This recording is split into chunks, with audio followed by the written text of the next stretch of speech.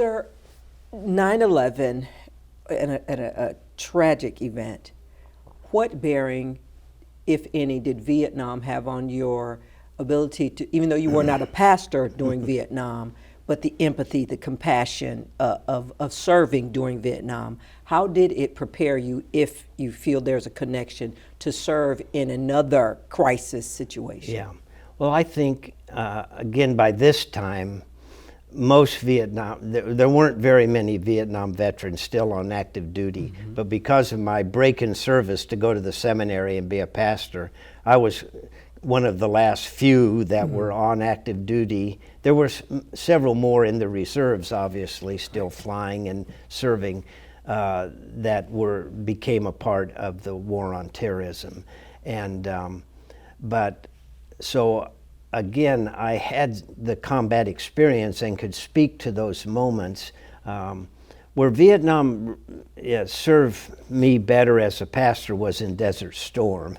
And we kind of skipped that part of my journey, but for me, that was probably the most significant pastoral ministry. Unpack that for us, sir. So again, I was stationed at Myrtle Beach Air Force Base, a bunch of A-10 pilots, fighter pilots, where I could use my fighter pilot jokes over and over again to relate to that crowd. But we'd been there a year, and then Saddam Hussein invaded Kuwait and the war started. And 2/3 of Myrtle Beach Air Force Base went to the desert. And that is where my Vietnam war stories related, could open the scripture, could say, don't be afraid, he is with you, he will fly with you, and so trust him. And we did several memorial services in the desert, that sort of thing. And then again, because of by God's grace, I had some credibility to be a pastor to these people. So the Desert Storm experience was certainly enhanced by my journey through Vietnam. But now in 2001, with the nation going to war and having the privilege to serve with Chaplain Potter at that time, we were sending chaplains into Afghanistan and into Iraq. You know, we got a call, we need a colonel chaplain next week in Afghanistan.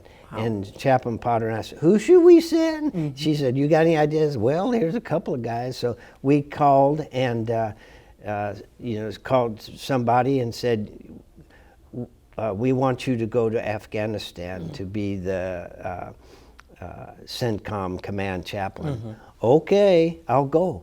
So I mean, who knew that would happen in our life? Correct, sir. And so from the colonel chaplains down to the lieutenants, they were all getting ready now. And our chaplain school needed to insert some more wartime. This is how we do stuff. This is the chaplain kit. Get ready, etc.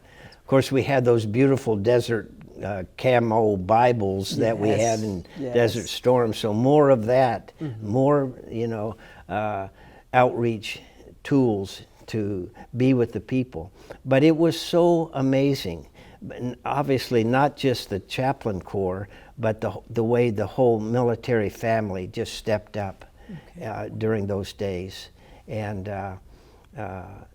we are so blessed to live in America, where we will step up and go, and we will, if your nation is attacked, Desert Storm, we'll go help set you free. If our nation is attacked, we're going to go fight the enemy, because we want to live free.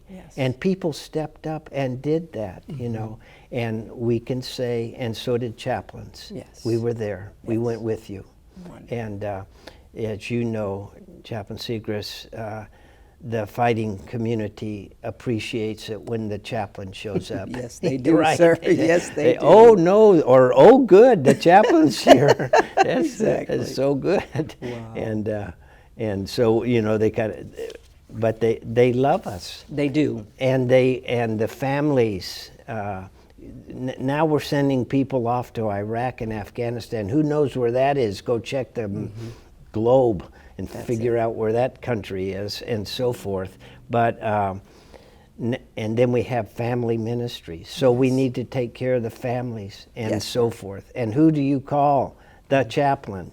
And we try to help.